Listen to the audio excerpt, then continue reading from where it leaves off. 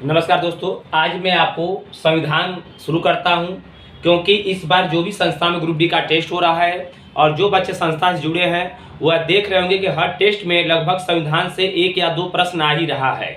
और आपको भी पता है कि सीट इतनी कम है कि आप किसी भी विषय को छोड़ नहीं सकते हैं। इसलिए अगर सफल होना है तो हर विषय में तैयारी आपकी ज़बरदस्त होनी चाहिए।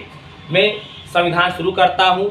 मैं पहले मुख्य टॉपिक आपको पढ़ा देता हूं जिनसे अक्सर टेस्ट में क्वेश्चन आ रहा है। इसी क्रम को आगे बढ़ाते हुए मैं आज आपको राष्ट्रपति विषय बताने की कोशिश करता हूं। देखिए, समझते चलिएगा, फिर आप नोट्स बनाइएगा। बताएगा, देखिए, जो राष्ट्रपति का उल्लेख हमारे संविधान में है अनुच्छेद 52 से 61। कैसे, पहले हम याद रखेंगे। पूछा जाता है भारत का जो प्रथम नागरिक होता है कौन, हमारा राष्ट्रपति। वह पूरे देश को बांध के रखा, क्या किया, बांध के रखे, बांध के। तो पकड़ लीजिएगा 92 से 61 राष्ट्रपति को लेकर किसमें बताएंगे, 92 से 61। अब देखिए अनुच्छेद 52 में क्या है, एक बात मेरी समझिए। बहुत से ट्रिक होते हैं लेकिन ट्रिक की आपको तब तक जरूरत है जब तक कि याद हो जाए। कोशिश करें कि हमको हर हाल में पहले याद हो जाए। देखिए अनुच्छेद 52 में क्या बताया गया है कि भारत का क्या होगा, एक राष्ट्रपति होगा, यह याद रखिएगा। अनुच्छेद 52 में क्या बताया गया है, भारत का एक राष्ट्रपति होगा। किस अनुच्छेद में, अनुच्छेद 52 में। फिर देखिए क्या बताया गया है, संघ की कार्यपालिका की शक्ति। इसमें जरा एक बात समझिए। देखिए हम आपको समझाते हैं, जैसे अगर कोई स्कूल है, स्कूल में प्रिंसिपल होते हैं एक और टीचर कई होते हैं यार, और टीचर। बताइए स्कूल जो प्रिंसिपल के दम पे चलता है कि टीचर के दम पे, तो आपके साथ उत्तर आएगा टीचर के दम पे। तीसरी तरह याद रखिएगा, जो हमारा देश है, बताइए हम ढेर प्रधानमंत्री जानते हैं राष्ट्रपति को। तो अगर वास्तविक शक्ति कहेगा तो आप प्रधानमंत्री बताइएगा, औपचारिक कहेगा तो राष्ट्रपति। देखिए क्या बताए, संघ की कार्यपालिका की शक्ति में अगर याद रखिएगा, अगर आपसे बात करता है कि वास्तविक शक्ति किसमें है तो आप बताइएगा हमारे जो देश के प्रधानमंत्री हैं उनमें होता है। और अगर औपचारिक की बात करता है किनमें, आप बताइएगा जो हमारे देश के राष्ट्रपति है उनमें। ये बात समझ आई भाई। संघ, देखिए 53 में क्या बताया गया, संघ की कार्यपालिका की शक्ति। तो शक्ति में याद रखिएगा, अगर आपसे पूछेगा वास्तविक शक्ति किसमें नहीं होता तो प्रधानमंत्री बताइएगा। औपचारिक कहेगा तो किसमें बताइएगा, राष्ट्रपति। फिर उसके बाद देखिए आपको क्या दिया गया है, राष्ट्रपति का निर्वाचन। अब जो राष्ट्रपति का निर्वाचन होगा उनके चुनाव में कौन कौन भाग लेंगे। तो आप जानते हैं संसद में एक आपका लोकसभा होता है और एक राज्यसभा होता है। इसी प्रकार विधानमंडल में एक विधानसभा होता है और एक विधान परिषद होता है।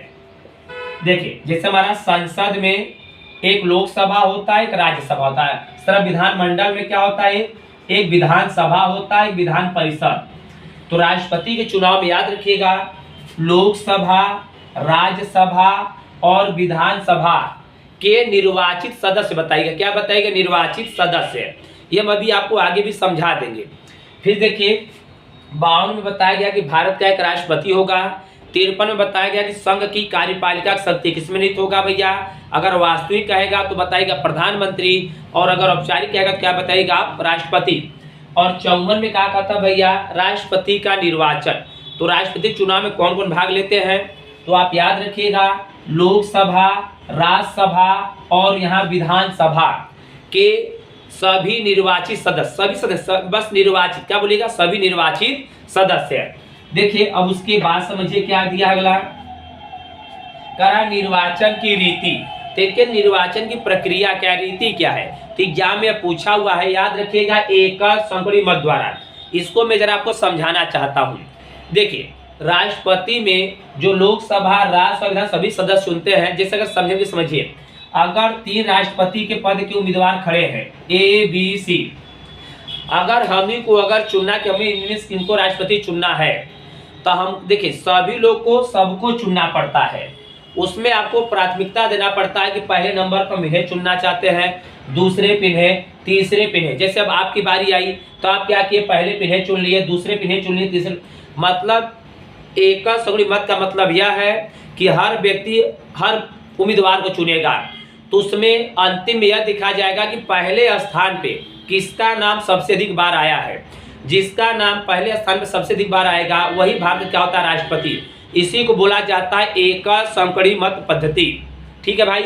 उसके बाद की जरा समझिए, अब आपको दिया है 56 में कार्यकाल। तब ठीक आपको बताया तो देखिए पीछे देखा, इससे निर्वाचन देखा 54 में 54 9 था तो निर्वाचन पकड़ लिया है। पीछे, जो पीछे होते हैं उनका भी एक कार्यकाल होता है पीछे। तब पीछे में देखिए क्या बताया गया, कार्यकाल।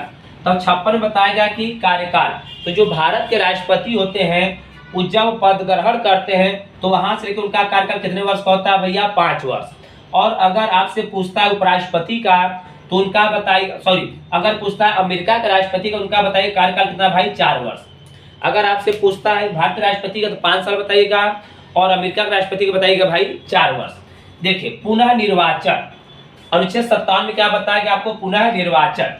देखिए इसको कैसे आप समझेंगे, देखिए आप ऐसे समझिए, पुनः बताए दोबारा शादी कब करेंगे, जब पहला हमको सताएगा तब ना। देखिए अभी जिससे अभी हाल ही में टेस्ट हुआ था, आपको बताया कौन सताता है, बलम, बलम मोरा बहुत सतावे। अभी ग्रुप डी के टेस्ट में आया था बलवंत राय मेहता समिति 1957, याद रखिएगा। बलवंत राय मेहता समिति आप कब बताएंगे, 1957। तो याद रखिएगा, देखिए बलवंत राय मेहता समिति कब बताएंगे आप, 1957। और 1957 में क्या कहेगा, पुनः निर्वाचन। इसका मतलब यह हुआ कि भारत का जो एक बार व्यक्ति राष्ट्रपति बन चुका है वह जितनी बार योग्यता है उतनी बार वह राष्ट्रपति लड़ सकता है चुनाव के लिए, उसमें कोई प्रावधान नहीं है। लेकिन अब तक हमारे यहाँ राष्ट्रपति व्यक्तिगत रूप से 15 लोग बने हैं, उससे मात्र एक ही व्यक्ति जो डॉक्टर राजेंद्र प्रसाद है वही 2 बार लगातार राष्ट्रपति बने, अभी तक कोई 2 बार राष्ट्रपति नहीं बना है। 57 में यही याद रखिएगा क्या बताया गया है कि भारत का एक राष्ट्रपति जितनी बार योग्यता है उतनी बार वो चुनाव लड़ सकता है। फिर देखिए 58 में क्या करा, योग्यता। अब बात आई कि राष्ट्रपति को चुनाव लड़ने के लिए क्या योग्यता होनी चाहिए। तो देखिए जो 3 बातें पहले होती है कि भारत का नागरिक हो, आगल पागल दिवालिया न हो, लाभ के पद पर हो, यह तो सबके लिए है। अब मुख्य बातें क्या क्या है इसमें कुछ जरा समझिए। पहली बात, उनकी न्यूनतम आयु कितनी होनी चाहिए, 35 वर्ष। देखिए चुनाव में 35 वर्ष किसका किसका होता है, राष्ट्रपति, उपराष्ट्रपति, राज्यपाल। देखिए राष्ट्रपति उपराष्ट्रपति को तो नाम में 35 है, राष्ट्रपति पति पति 35, उपराष्ट्रपति पति 35, राज्यपाल किसका किसका मैं न्यूनतम आयु 35 बता रहा हूँ, राष्ट्रपति, उपराष्ट्रपति और राज्यपाल। तो चुनाव न्यूनतम आयु 35 वर्ष। एक मुख्य योग्यता यह हो गया। दूसरा, लोकसभा का सदस्य बनने के योग्य हो। क्या भैया, लोकसभा सदस्य बनने के योग्य हो। अब बताइए सबसे बड़ी बात यह हुआ कि अब बताइए हमरो बाऊ आपके भी पिताजी बताइए 35 वर्ष की आयु के नहीं है, क्या वो आगल पागल दिवाले, उनका भी हम राष्ट्रपति का फार्म भर सकते हैं। लेकिन सबसे बड़ा इसमें बात क्या फंस जाती है कि आपको कम से कम 100 सांसद जानने वाले थे। कितने, 100 सांसद। क्योंकि राष्ट्रपति की योग्यता के लिए पूछता है हमारे संविधान में कि कितने प्रस्तावक और कितने अनुमोदक होने चाहिए। तो 50 अनुमोदक होने चाहिए, 50 अनुमोदक और 50 प्रस्तावक, मतलब कुछ 100 सांसद आपको जानने चाहिए। और 50 अनुमोदक और 50 प्रस्तावक, मतलब 50 लोग मौखिक और 50 लोग लिखित दे कि हम इस व्यक्ति को राष्ट्रपति का चुनाव लड़ाना चाहते हैं, तब आप जाकर राष्ट्रपति का पर्चा भर सकते हैं। फिर देखिए आगे अब क्या दिया भाई, अब शर्तें। तो इसमें शर्तों में क्या बताया गया कि जो भी राष्ट्रपति का चुनाव लड़ेगा वह 15,000 रुपए की जमानत राशि RBI के नाम पे चालान बनाएगा। कितने रुपए की राशि, 15,000 रुपए की राशि। यह इनकी शर्तों में कहा गया है। 60 में क्या है, शपथ। अब जो राष्ट्रपति बन जाते हैं उनको शपथ कौन दिलाता है, तो जो हमारा देश में जो सुप्रीम कोर्ट का मुख्य न्यायाधीश होते हैं, चीफ जस्टिस ऑफ इंडिया, जैसे वर्तमान में सुप्रीम कोर्ट के मुख्य न्यायाधीश जो होंगे वही राष्ट्रपति क्या दिलाएंगे भैया, शपथ। तो याद रखिएगा राष्ट्रपति शपथ कौन दिलाता है, सुप्रीम कोर्ट के मुख्य न्यायाधीश। 61 में क्या बताया गया, महाभियोग की प्रक्रिया। राष्ट्रपति पर महाभियोग प्रक्रिया पूछित किस अनुच्छेद बताइएगा, अनुच्छेद 61 में। कुछ महत्वपूर्ण अनुच्छेद की और चर्चा हम आपसे कर लेते हैं। देखिए एक अनुच्छेद होता है 72। तो अनुच्छेद 72 में क्या बताया जाता है, क्षमा दान की शक्ति।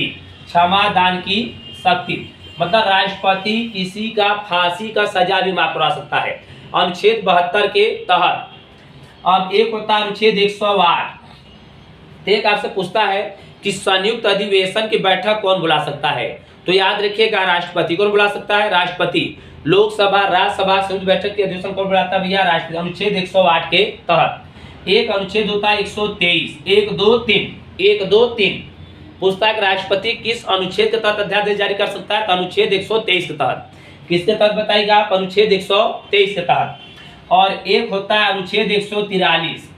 एक पूछता है कि राष्ट्रपति किस अनुच्छेद के तहत सुप्रीम कोर्ट के मुख्य न्यायाधीश से सलाह ले सकता है, लेकिन बाद में सलाह ले सकता है। तो यह राष्ट्रपति के विषय में आपको इतना बताया गया। एक बार मैं आपको रिवीजन करा देता हूं, एक बार आप नोट्स बना लीजिएगा इसका भाई। देखिए क्या है, और जबरदस्त तैयारी आप करना है आपको एकदम। देखिए यह पूरा बस मेरा प्रयास। आप देखिए मैं क्या बताया, भारत का एक राष्ट्रपति होगा, इसका उल्लेख हमारे संविधान अनुच्छेद 52 से 61। 52 में क्या बताया गया, भारत का एक राष्ट्रपति होंगे। 53 बताया गया संघ की कार्यपालिका शक्ति वास्तविक कहेगा तो प्रधानमंत्री, औपचारिक कहेगा तो राष्ट्रपति। 54 में बताया गया निर्वाचन, इनके निर्वाचन में लोकसभा, राज्यसभा, विधानसभा के सभी निर्वाचित सदस्य भाग लेते हैं। 55 में निर्वाचन की रीति कैसी बताएगी, एकल संपत्ति मत पद्धति द्वारा। 56 में क्या बताया गया, कार्यकाल कि जो भारत का राष्ट्रपति होगा उनकी कार्यकाल कितनी बताई गई भैया, आपका 65 वर्ष। कितना भैया, देखिए 5 वर्ष। और 57 बताया गया पुनर्निर्वाचन कि एक भारत का राष्ट्रपति जितनी बार योग्यता उतनी बार चुनाव लड़ सकता है। 58 में क्या है भाई, आपकी शर्तें क्या है, योग्यता, योग्यता में बताया गया भारत नागरिक हो, आगल पागल, दिवालिया, न लाभ के पद पर हो, लेकिन मुख्य बातें उनकी कम से कम आयु 35 वर्ष हो, लोकसभा सदस्य बनने की योग्यता रखते हो, और 50 अनुमोदक, 50 प्रस्तावक हो। 59 में क्या है, शर्तें मतलब उनको 15,000 रुपए की जमानत राशि आरबीआई के नाम से जमा करना पड़ता है। 60 में क्या था आपका, शपथ, इनको शपथ कौन दिलाता है, सुप्रीम कोर्ट का मुख्य न्यायाधीश। और 61 में क्या है भैया, आपका महाभियोग की प्रक्रिया। अगर समझ में आएगा तो जरूर कमेंट करिएगा, पहला प्रयास है। और आगे बताइएगा, अगर अच्छा तो मैं वीडियो जरूर बनाऊंगा। जबरदस्त भाई, बस पढ़ते रहिए आप लोग।